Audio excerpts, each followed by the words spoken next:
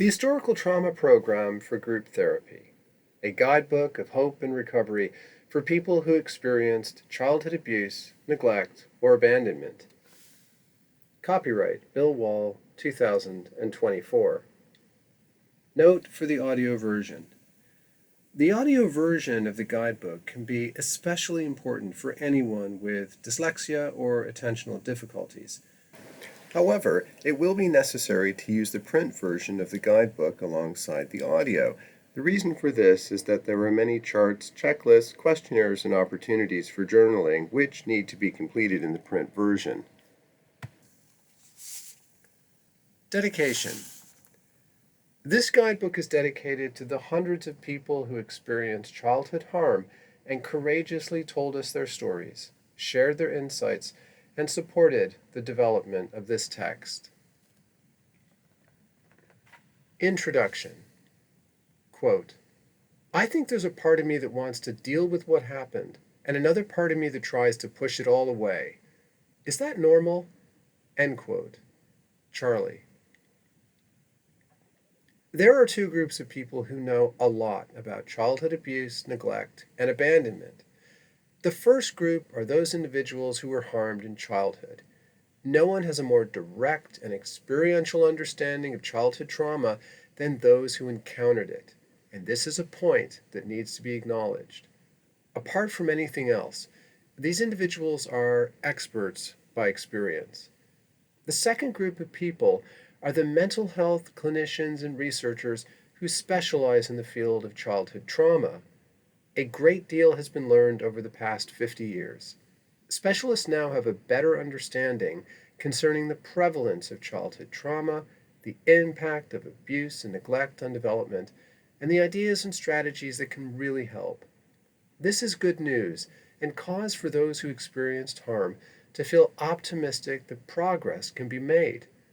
Although it's an oversimplification, we might say that specialists know about childhood trauma, whereas those who were harmed know it. Both forms of knowing are essential, and when combined, we have a powerful mix of ingredients that can support recovery. A unique feature of the Historical Trauma Program, HTP, is the extent to which it represents a genuine partnership between those who experience trauma and clinicians. The Historical Trauma Program was designed as a scientifically based model for those who experienced childhood harm and continue to struggle with psychological problems today.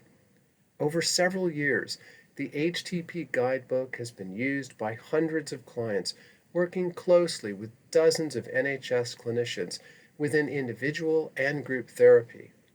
In this way, the guidebook developed as a close collaboration between clients and clinicians.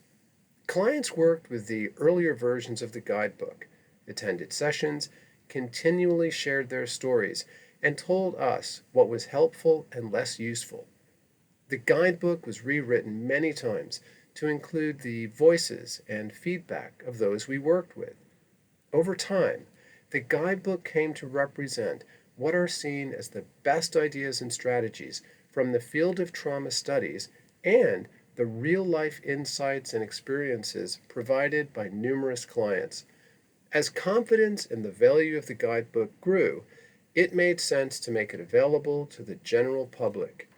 This version of the guidebook is designed to support group therapeutic work, and there is a separate version designed for self-help or to support individual therapy. If you experienced abuse or neglect in childhood, it might sound like a cliché to suggest that you are not alone. And yet, there are credible reasons to see this as true. The challenges of identifying historical trauma and the role of secrecy make relying on statistics difficult. However, we know that there are currently 57,000 children identified as requiring protection from all types of abuse in the UK. And due to the likelihood of significant underreporting, the NSPCC estimates this figure as approximately 8 times higher, about 456,000 children.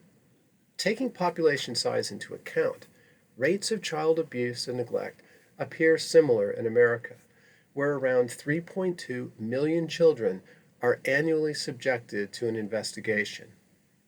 However, the statistics do not convey what the experience is like, and each individual's history is unique. Childhood harm may have taken the form of physical, emotional, or sexual abuse, neglect, or abandonment, or there may have occurred a mix of these experiences. Those who caused harm may have been a parent or step parent, another family member, a teacher, a childminder, school peers, or others. Harm can occur in the family home, in foster care or residential settings, in school, within clubs, athletic or religious organizations, or in other places. Also, the effects of trauma during childhood and in later life can vary. In other words, there is no single story about who a person is that experienced harm in childhood.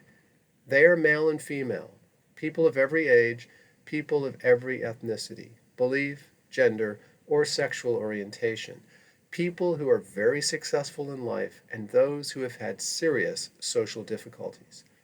If someone were to walk past an individual who experienced childhood harm in the street or meet them at a social event, they can't be told apart from the rest of society.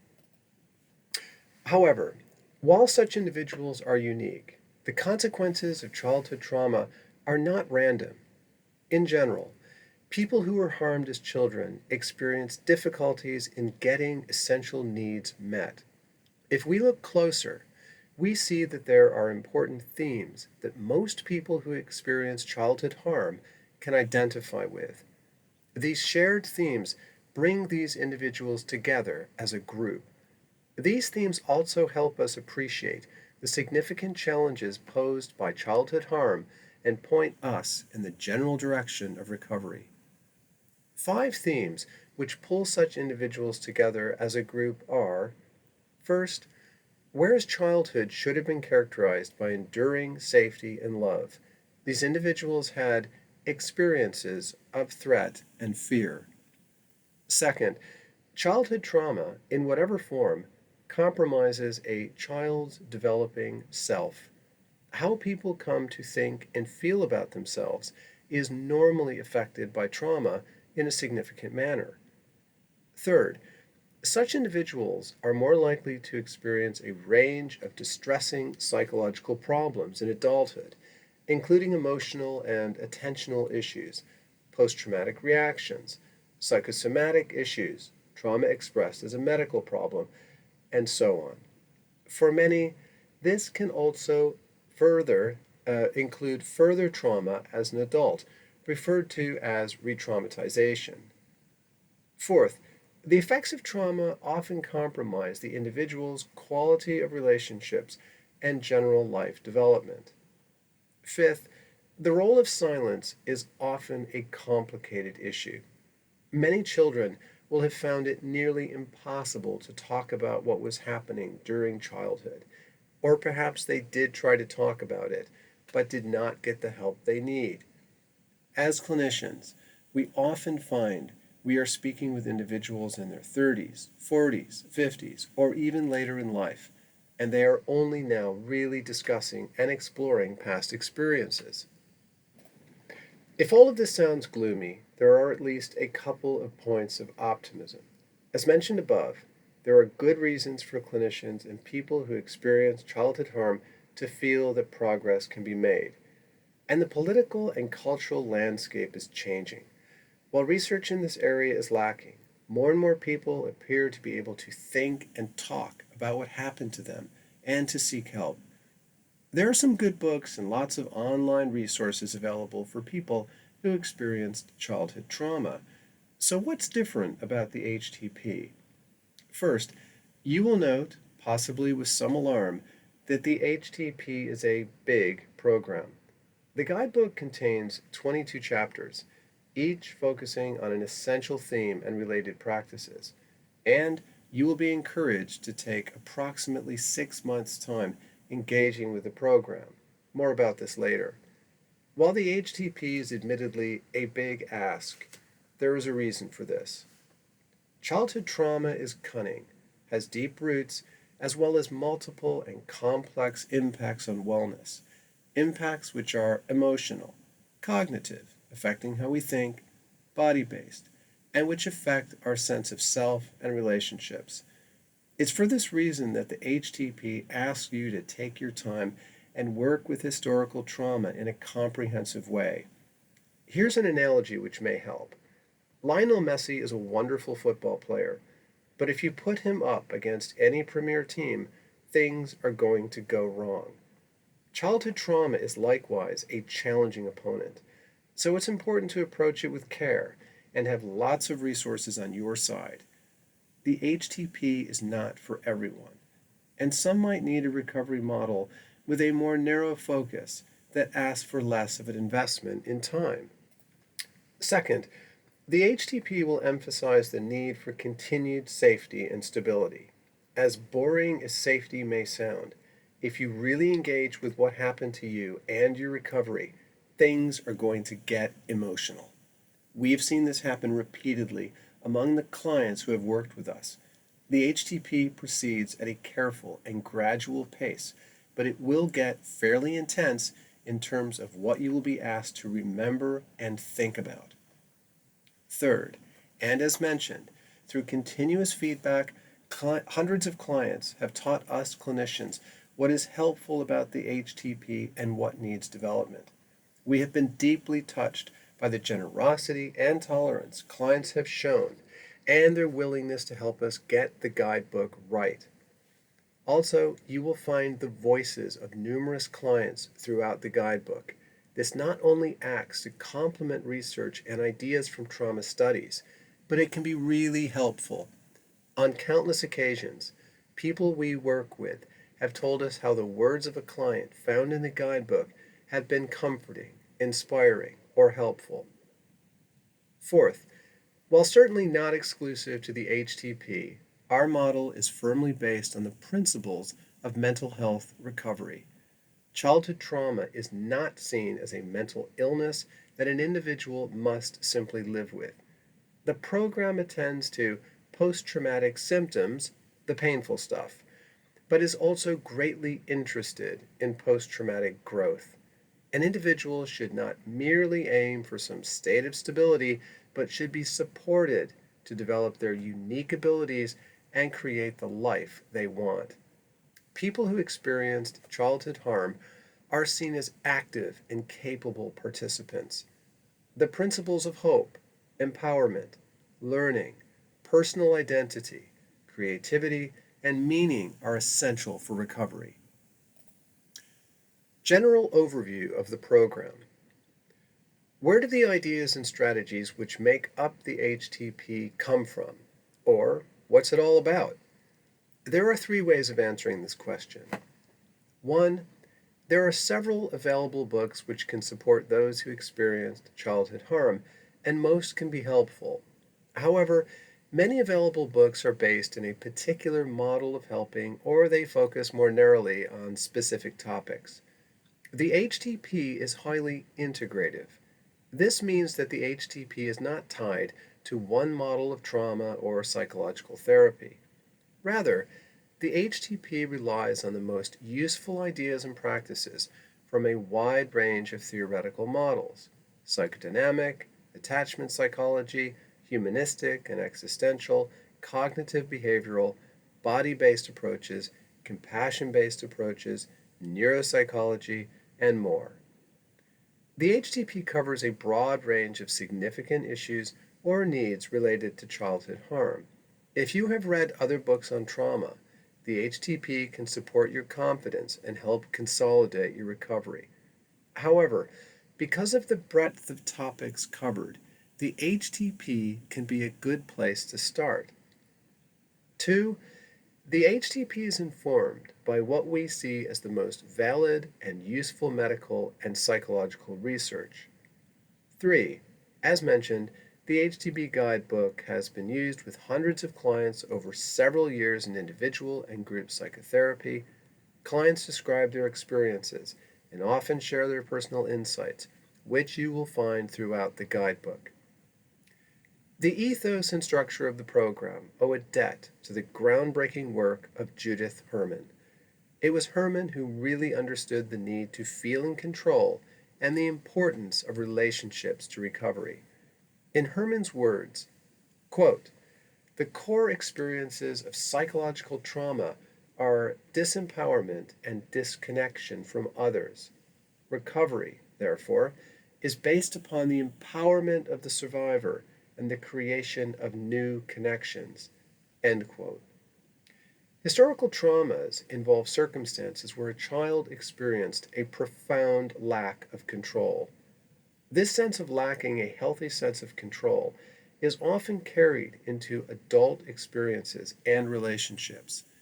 Clients can share with us this sense that past traumatic events exert control over their minds, thoughts, their body based reactions and related emotions, and even at times their choices or behaviors. Consistent with Herman's view, the HTP seeks to empower you to develop a healthy sense of control and find connections with others. There are many essential ways you will find here of working with your mind, thoughts, body based distress and emotions, and the behaviors or choices you will decide to make for yourself. This program contains 22 chapters which you will work through. You will be introduced to what we believe are the most helpful ideas and strategies for understanding and overcoming the effects of child abuse or neglect. The insights you find here come from a broad understanding of research into complex trauma, our clinical experiences, and numerous exchanges with people we have supported over the years. The initial pages of the guidebook provide opportunities to establish any necessary safety and stability. The words of the British philosopher A.C. Grayling perhaps capture why safety and stability are so important. Quote, "It is often the case that truth is as painful as it is liberating." End quote. While this guidebook will not aim to tell you what is true, your work with it can help you build on previous insights or find personal truths. If you are like many who engage with this program, such insights or personal truths can be, as Grayling suggests, painful as well as liberating. This is why a focus on stability can be so important. Part 1 then allows you to explore the nature and impact of historical trauma. You will not only learn a lot about how historical trauma tends to affect people in general, but you will be looking at this in a very personal way. Part 2 can be the most challenging because you will be asked to explore what happened to you as a child in ways which can stir up memories and some difficult feelings.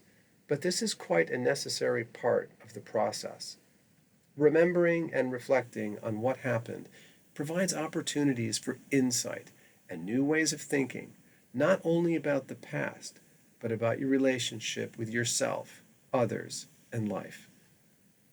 We then added a chapter right in the middle of the program that encourages reflection on what recovery or personal development looks like for you. Part 3 focuses more on recovery, and you will be offered many ideas and strategies to help you overcome the impact of past trauma, develop your sense of self, get your needs met better, and shape relationships and life in ways important to you. The structure of the program described above reflects ideas developed by Herman, who pointed out that successfully recovering from childhood trauma involves 3 successive stages. 1. Establishing safety and stability. 2. Processing, or being able to reflect on and make sense of the past. Herman has called this remembering and mourning. And 3. Engaging in life and relationships in new ways which are less constrained by past harm. Herman has referred to this as reconnection and integration. Clinicians and researchers interested in childhood trauma have, over many years, developed specialist language. These professionals use words like somatization, trauma bond, traumatic reenactment, dissociation, and so on. This sort of language can be useful, but comes with a risk. More than anything, the people who use this program should feel empowered and encouraged by what they find here. They should not feel confused and frustrated. Our view is this: it is sometimes important to use specialist terminology because many of these terms have some lovely explanatory power that can support moments of insight. And if you come across a term or concept that seems important, you may want to go and learn more about it elsewhere. The internet is an amazing resource. But we will always do our best to explain such terminology in a clear and meaningful way.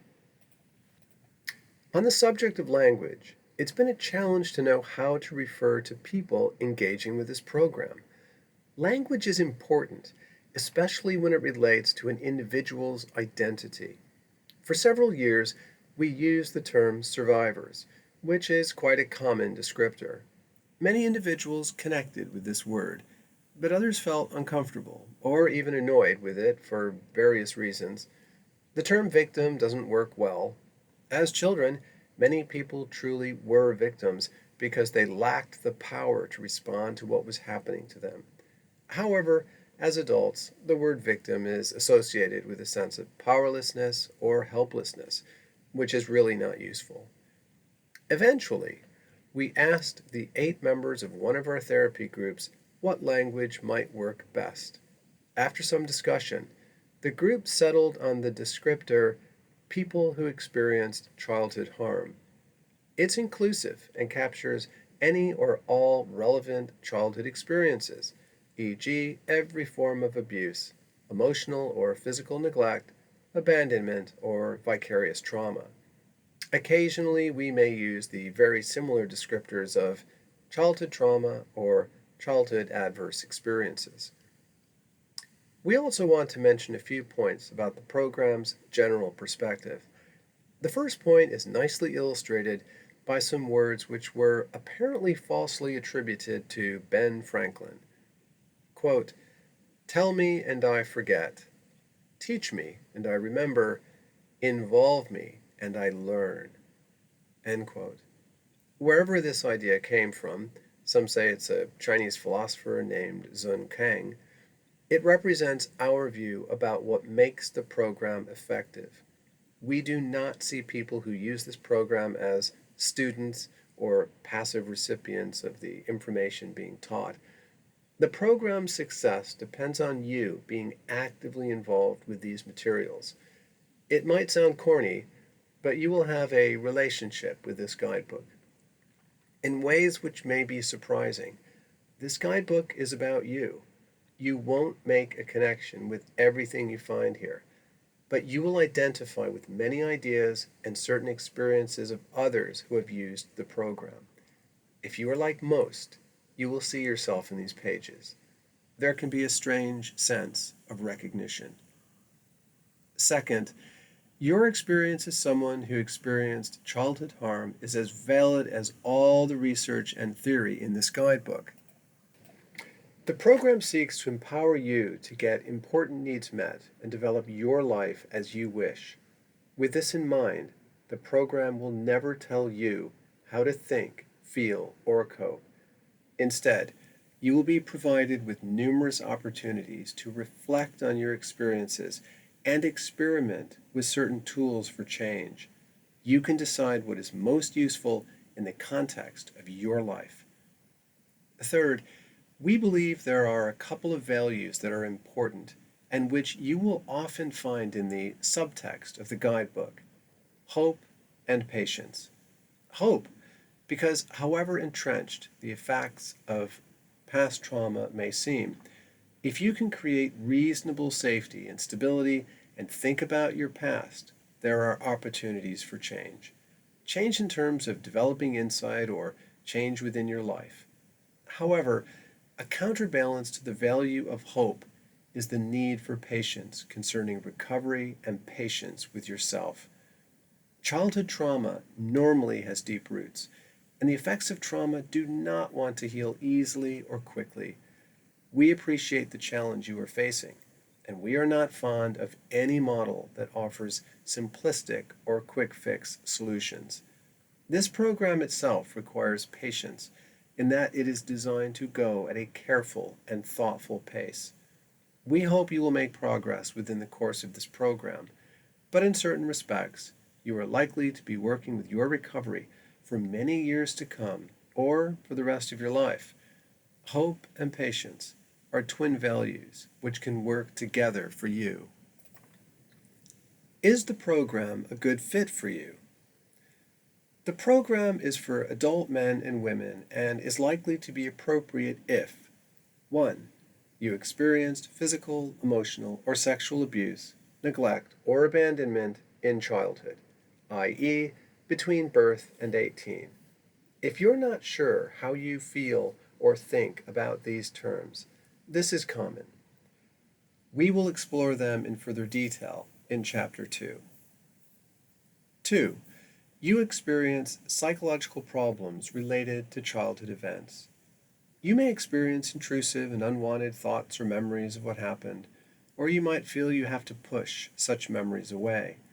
You may sometimes have bad dreams. You might feel the need to avoid situations or people in life which remind you of the past, or you may have painful psychological symptoms which seem connected to childhood harm, e.g., depression, anxiety, sleeping problems, compulsive behaviors, eating difficulties, being mistrustful or hypervigilant to possible threats, etc. 3. You will likely recognize that abuse or neglect was detrimental to your sense of self. This may be recognized in difficulties with self-worth, self-confidence, or self-image. Related to impaired self-development, you may recognize that it's been difficult, at least at times in your life, to build or maintain healthy, intimate, or stable relationships. As a result, you may see a pattern, past or present, where you either feel cut off from others or find yourself in painful relationships in which you do not get your needs met. 4. To benefit, there is another essential ingredient: readiness to engage with the program. This program asks quite a bit of you. You will need to consider the impact of childhood events on your development, think about upsetting events from your past, work at building insight, and engage with specific exercises. So you will have to be in the right place to commit the time and resources to do this work. The section entitled Preparing for a Safe and Productive Experience will help you explore in more detail whether now is the right time to engage with this program. How does the program work? The HTP is considered a program because there are different components which work together. There is a guidebook that provides structure and direction, program guidelines that clarify boundaries and expectations, one-to-one supportive sessions before the group begins, group sessions, and consideration of personal support you will need between group sessions. Before describing the details of how the program works, we want to mention a principle that is so important it informs every aspect of the program's design. Basic safety and stability for participants, the facilitators, and the group itself is essential. Historical trauma is interpersonal. It involved other people you did not feel safe with. Recovery is also interpersonal. It involves other people, and if it's going to be successful, you will need to feel basically safe. We are not suggesting that there will be no anxiety or worry in the context of working with facilitators and other participants. There will be, and this is natural, but you should feel enough safety that you can engage in a sustained and productive way. Regarding the need for safety, you are not thrown straight into group sessions, but meet instead one-to-one with a facilitator for 2 to 6 sessions, with 3 to 4 sessions being quite typical, although more preparation sessions can be necessary for some. There are certain important tasks concerning the pre-group individual sessions. These include making sure you feel clear about how the program works, creating any needed safety or stability, offering you an opportunity to get a feeling for beginning to describe past experiences, and preparing you to make the transition to the group portion of the program. You will use your time with a facilitator as you need to, but the initial pages of the guidebook provide structure. Following the individual sessions, you will join approximately 4 to 8 other people who experienced childhood harm in 22 weekly group sessions, which are supported by a facilitator or facilitators. If you feel anxious about the idea of working with the trauma history in a group context, it may feel somewhat reassuring to know that almost everyone is, and you have opportunities to discuss this before the group begins. Group sessions are in no way like attending school, and this program is not a course. Participants are not students, and while facilitators play an important role, they are not teachers in any conventional sense. Instead, group sessions are rooted in a genuine sense of dialogue. By dialogue, we mean an exchange of ideas and experiences that happens in an atmosphere of safety, equity, exploration, curiosity, and respect for others' views. In dialogue, participants seek to set aside fears and preconceptions.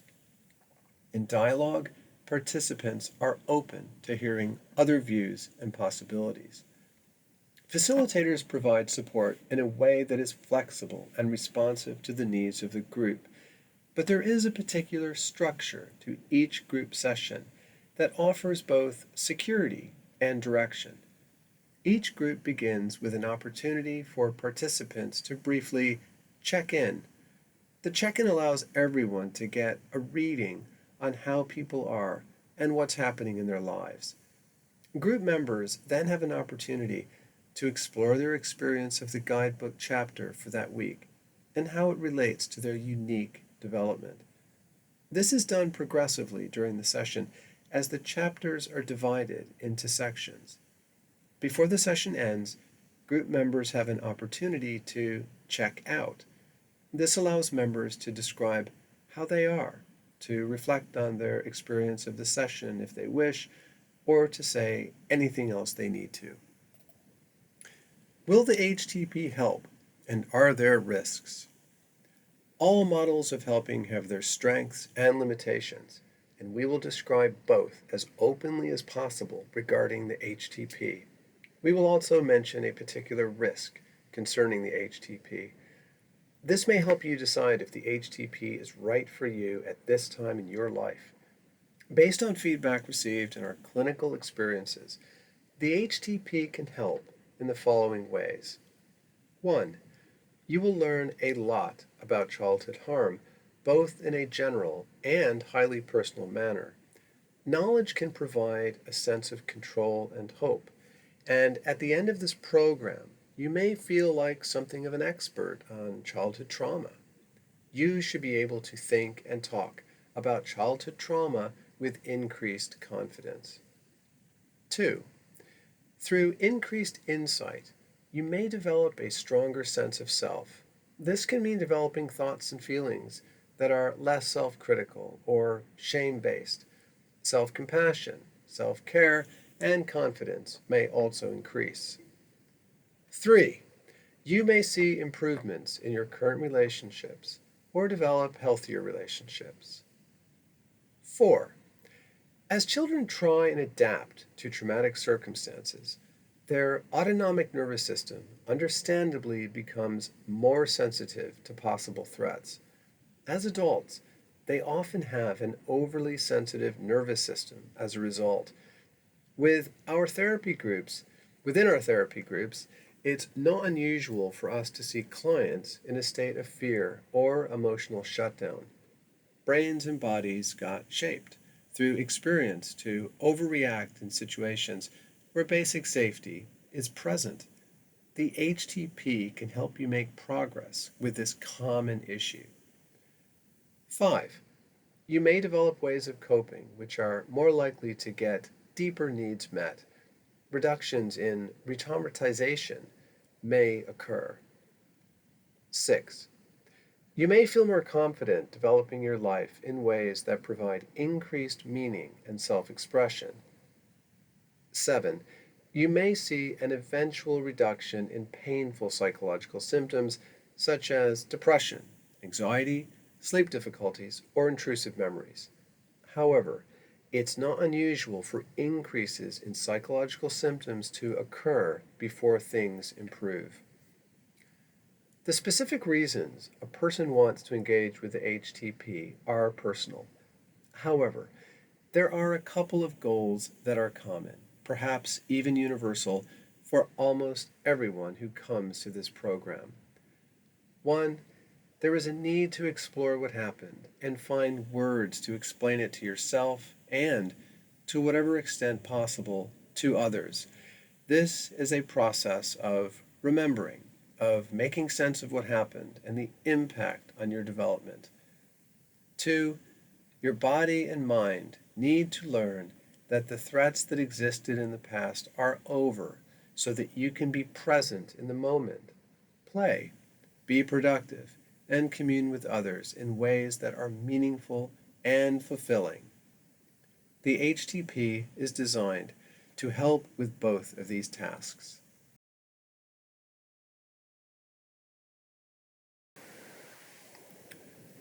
However, there are certain areas of recovery for which the HTP may not be adequate for some people. Certain post-traumatic stress symptoms related to childhood harm can be an example, i.e., intrusive thoughts or images, nightmares, or flashbacks.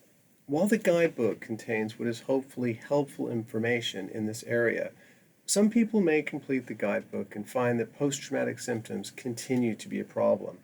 These individuals may need additional specialist therapy, such as eye movement desensitization and reprocessing, EMDR, or CBT for PTSD. Or, if post-traumatic symptoms are very disturbing for you now, it's probably best to engage with specialist therapy before working with the HTP. We spent time in the front end of the program helping you identify instability and ways of responding if it should occur. However, for certain people, there can be a risk that engaging with the HTP results in increased instability. If this occurs, it's important to let your facilitators know, either in the context of the group or individually.